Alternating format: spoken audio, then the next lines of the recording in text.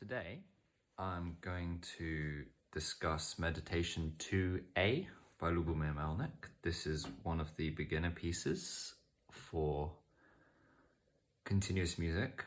Like all the meditations, really it's just about learning to feel your hands and kind of develop the kind of mindlessness that you need. Although it's not really mindlessness, but anyway, that's kind of how it feels at first. If you're a complete beginner with Lubomyr's music, I wouldn't recommend this piece. I'd recommend Meditation 1A or Meditation 1C instead. And if you are somehow looking to get into Lubomyr's music, but you're also quite experienced with classical piano, like, I don't know, you're a grade 8 pianist or something, I still recommend doing these meditations because they do teach you something quite different and that you don't really find in any classical piece. All of Lubomyr's pieces, even the really simple ones, the way they're written, the way you kind of have to approach them is quite different. So yeah, be humble before the music. This piece is not a technically difficult piece, but it forces you to appreciate yourself in a different way. So it's still worth doing, even if you're quite good at classical, technical piano. Okay, so the piece is quite short, really. Very few building blocks, but it's a meditation. So you should do it quite slowly, quite peacefully. Especially when you're starting out, you should hold the patterns for quite long and kind of really feel your fingers' contact with the piano. So the first segment goes like this. I'll just play it once and then I'll explain.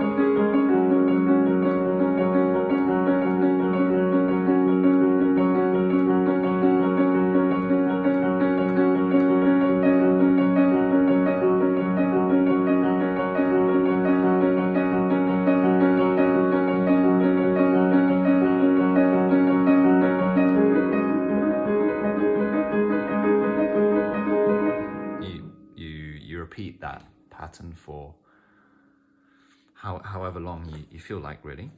So yeah, a couple things. I mean, first of all, just body posture, which is partly what the meditations teach.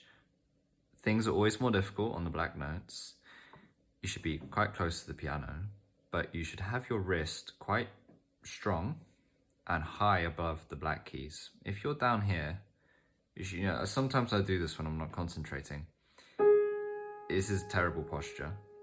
My wrist is fairly even, but it is quite low.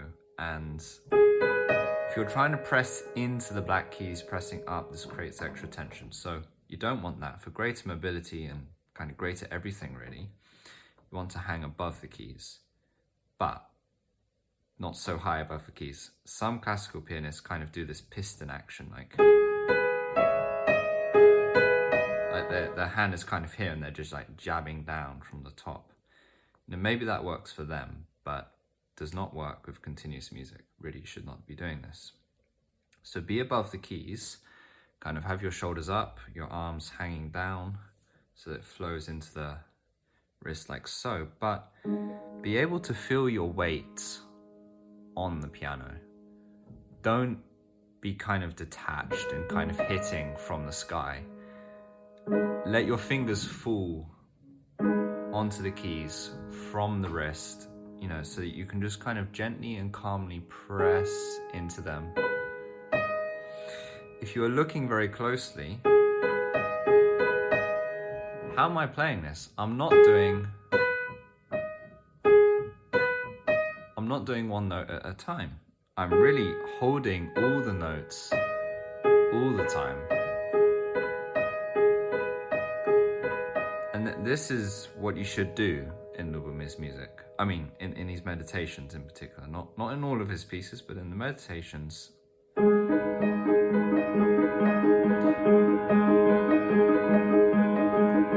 My fingers essentially never lift off of the keys. There's a permanent contact. And the meditations are supposed to teach you that. And you can kind of, you should feel the bass of the key, really. Don't like aggressively press hard down to the bottom. It should be quite a calm motion. And if your hand is above but close to the keys with kind of a good firm wrist, you can just lean into the keys and achieve this.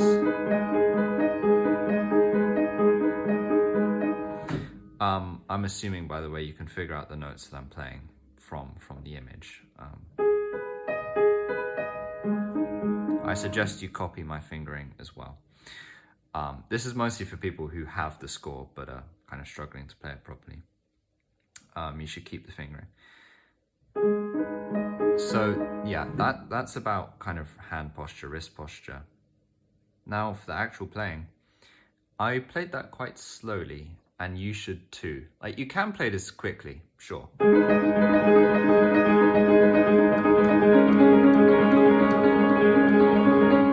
But don't do that. That's not meditative. That's not peaceful. That is not teaching you anything at all. Like, this is a beginner piece. If you can play this quickly and confidently with kind of no tension in the hand whatsoever, then you probably don't need to be playing this piece. So really, take it slow.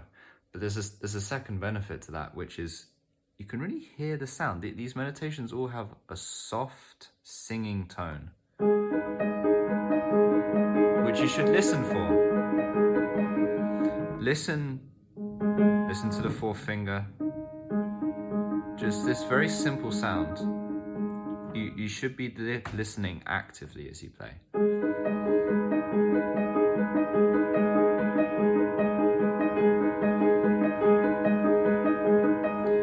You should be listening to all of these notes. You should be able to hear all of these notes. You should have a good, even finger strength. You can play around with it as well. Like, if you listen in your mind's eye, so to speak, for the high D note, then all of a sudden you will be playing it louder and you can focus on it. Likewise, you can focus on the thumb note and you can listen to that tone. And in Lubomyr's music, new tones and kind of sub-rhythms also emerge, which is nice. So yeah, you should really kind of actively listen to every single note that plays. Like, when you make this change, really listen for that C. This kind of soft, emergent singing is really nice. And same again when you transition to this pattern.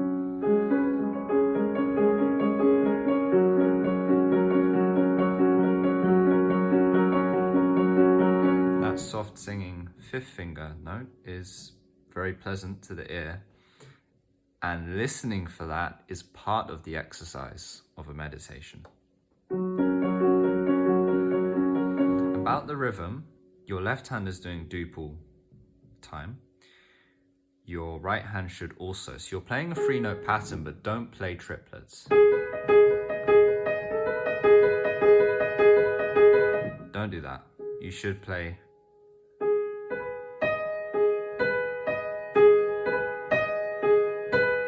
kind of a 1-2 format. I was exaggerating it there, just so that you could hopefully hear what I was doing.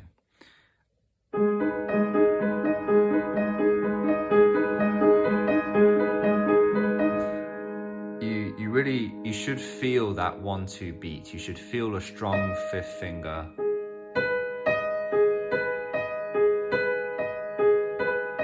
That even duple pattern is quite important for the piece. And just a small note about enunciating the thumb. You can kind of lift off your wrist a little bit, like you come over to here to the fifth and you kind of sag down your whole body weight going into this note. Lubomyr calls it a mysterious weight sometimes. Thumb notes take on a special role in the music, so try and experiment with varying the kind of thumb contact like that. This is good for the playing. So okay, that's the first segment. Let me just comment about when we get to here. So yeah, I'm listening for the singing. In particular, I can hear these notes singing. And then I switch to a 4-finger pattern.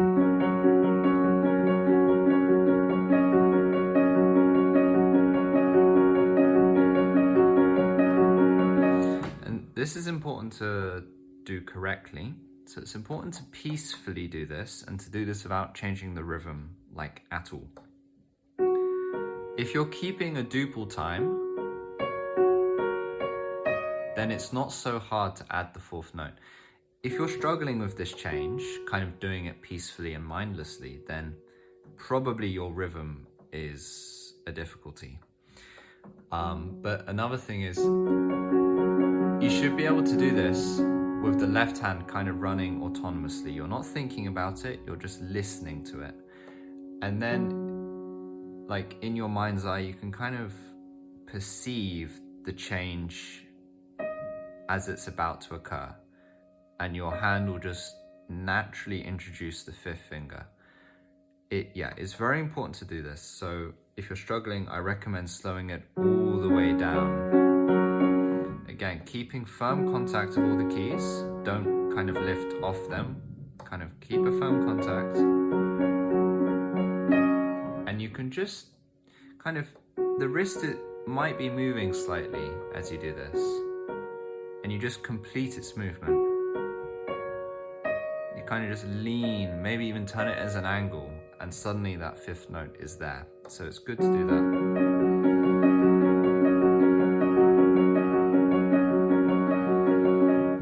Okay, so the next segment, you would be in this position.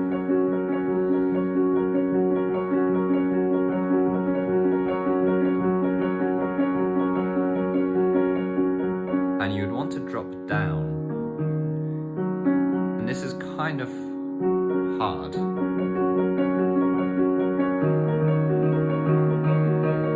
So I recommend making this change at a very slow tempo.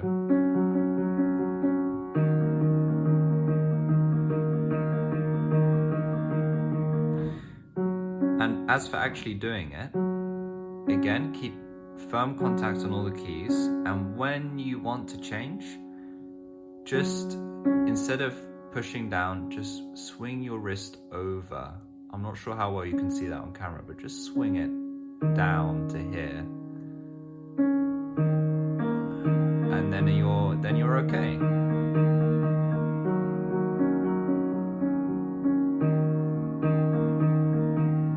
It should be a calm and gentle swinging motion. And you should be able to feel some power in that note, because as you're swinging back and forth on your wrist, don't do it too exaggeratedly like this. It should be kind of calm. But you can swing your body weight onto that note and really make it powerful. So, what does that sound like? I'm doing this maybe?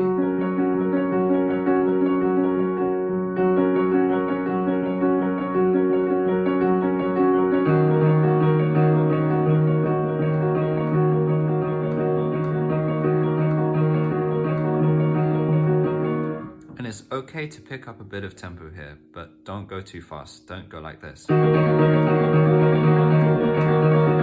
Like, you can do that, but don't do that.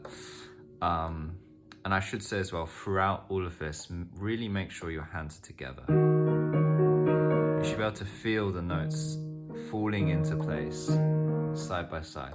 Now the tricky thing here, you introduce this fifth finger again.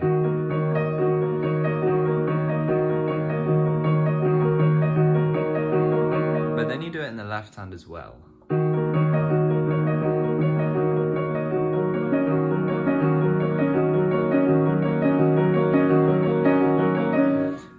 this was quite tricky for me to get right when I was just starting out, because maybe my hands wouldn't be together anymore, maybe I'd lose the rhythm, I'd panic. So what you want to do is really have this as a mindless operation. Like once your hand knows the shape, it can just keep doing it. And you don't exactly focus, but notice, so you're changing from this to this. Your fourth finger is already where it needs to be. So when you swing down, now your fourth finger's here, you can just introduce it. And your hands are already in the right place. So you should be able to maybe just practice this hand separately.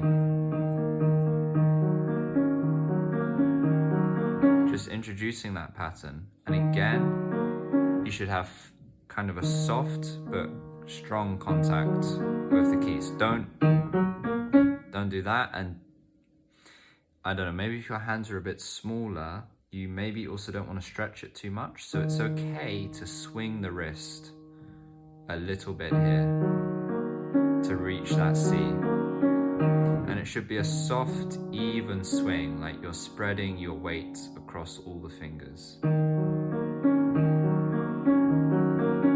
And another thing is, you don't need to do them one-to-one, like thumb, like lowest note to lowest note. That's okay, but you can do it at a different rate, for example.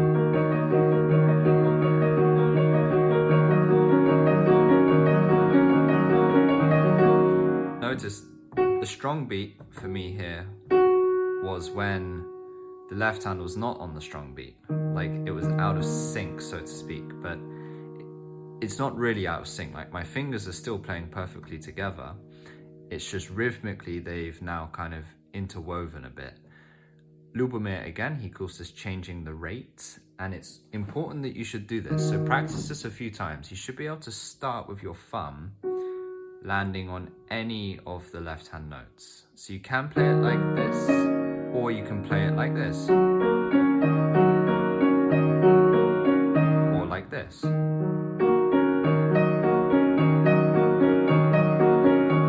And you should be able to do this kind of at will. So practice this slowly and gently, but really make sure that you can achieve different rates if you want to. But okay, now we move into the harder part.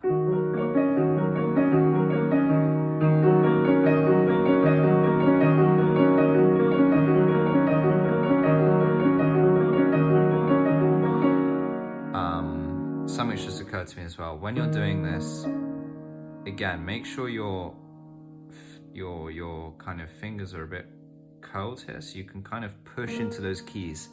It's common for beginner students to have weak fingers, so it's kind of hard to do them hands together at any good speed. So you can use your body weight to help you. Like it's kind of, my second finger isn't pushing this so much, it's kind of just, it's got the whole force of my arm behind it when it pushes down.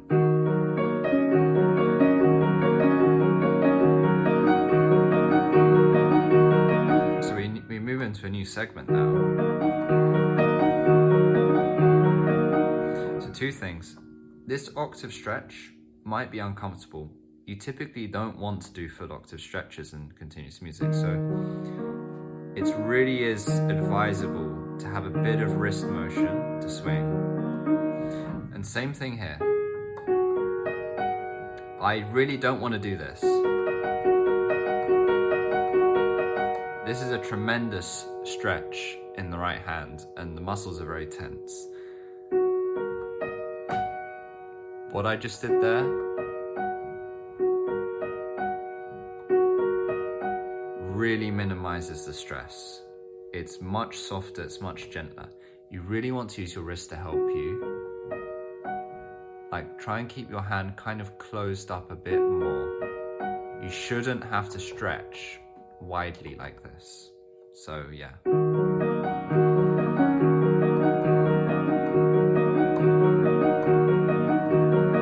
But it does take a lot of getting used to, and this is kind of what the meditation is there to help you with, to help you deal with this stretch. So you should be able to hold this for, many, many minutes without any pain. And if you've got your hands stretched like this, that's not so likely. So you want to use your wrist to help you. And about the rhythm, you're still keeping this duple 1-2-1-2.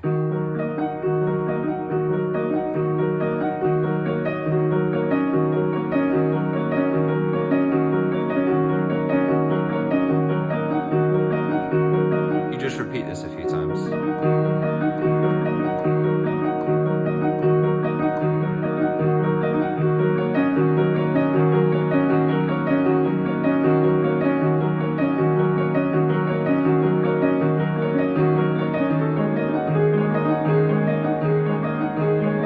So here comes a new flux.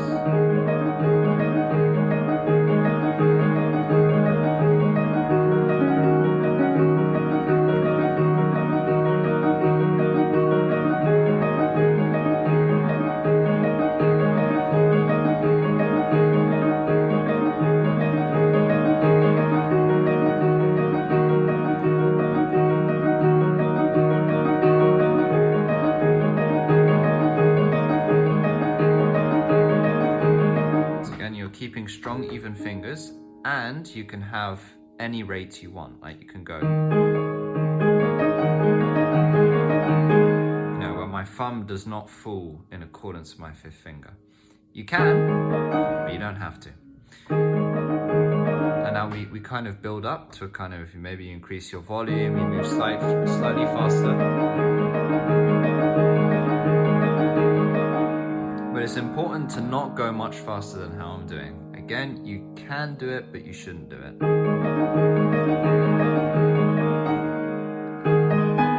So we reach this new bit. So you've got this 3-note pattern.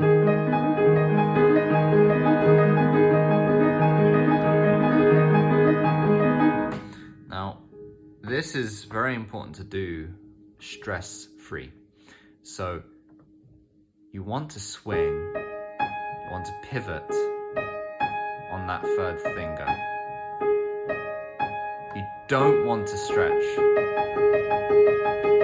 Now I can do that without any pain, and I think a lot of classical pianists could do that without any pain, but that's not the point. Like, you're learning continuous music, you want to learn the continuous kind of physical bodily flow. You want to be doing this. It's very important. Now, again, it takes some getting used to. Maybe you can't swing your wrist that much, but at least try to have some motion. Notice when I'm here, my thumb is with my hand. It's not all the way down here.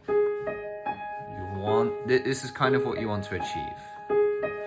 And again, you don't want to do triplets. You can do that, but the piece, you want to keep a soft, gentle 1-2-1-2 rhythm. So, like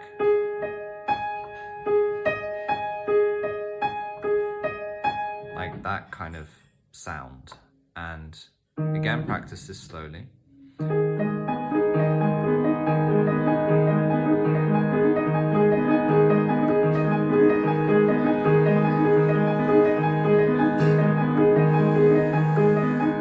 And if you want some help with kind of achieving a good kind of physicality, when you're up here and you're coming down to reach the G, you can let your wrist again kind of fall onto it to add extra weight on the thumb.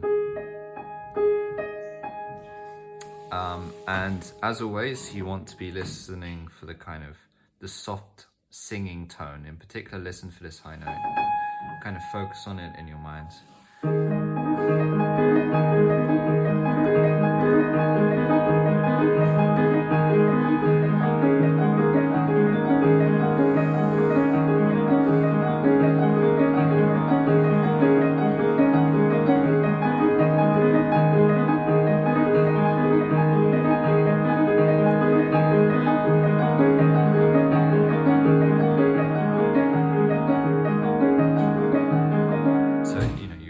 This back and forth a few times, and again Again, you want to keep a bit of a swing. You know, my hands are quite large, so they can kind of do this okay, but still you want to have some kind of swinging. And you want to have, you know, your fingers above the keys, your knuckles above the fingers, your wrist above the knuckles. Like you want to try and have this weight flowing all the way down into the keys to support you, because playing on the black keys is more strenuous, so you want bodily support.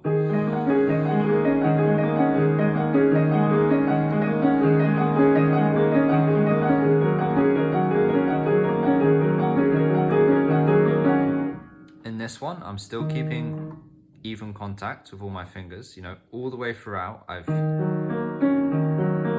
had my hands down, my fingers down on the keys. I'm not lifting them up. The swinging here was kind of more to the right. You know, you're lifting like that. On this,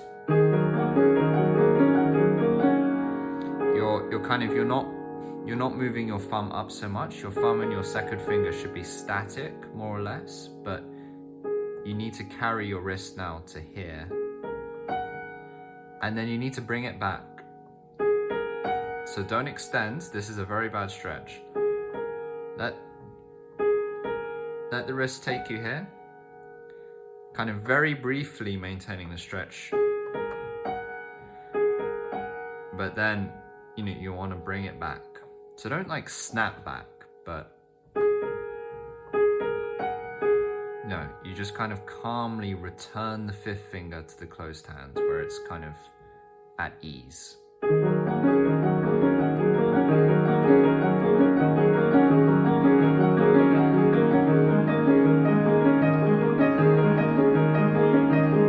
And listen for those singing notes. Listen for this.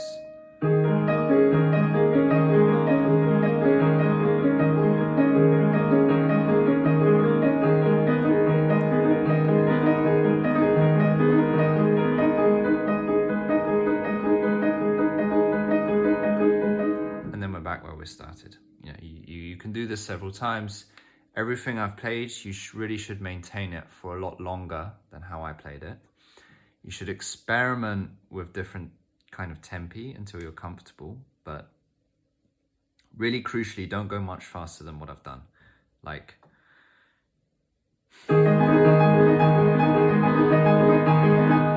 I can do that, but you shouldn't be trying to do that. This is a meditation. It should be calm. Your fingers should be just learning the control. You should be learning how to feel your weight on the keys. You should be learning kind of good, relaxed hand posture and everything like this. You know, I really must insist that you keep your fingers down. I've said it so many times, but I've got to emphasize it. You know, you've got your pedal down. Everything's connected. You know, when I'm here, all four of my fingers are down. That's okay. It's not very classical, but it's okay in continuous music. And you want to learn to just kind of really feel your weight sinking evenly across all of these keys.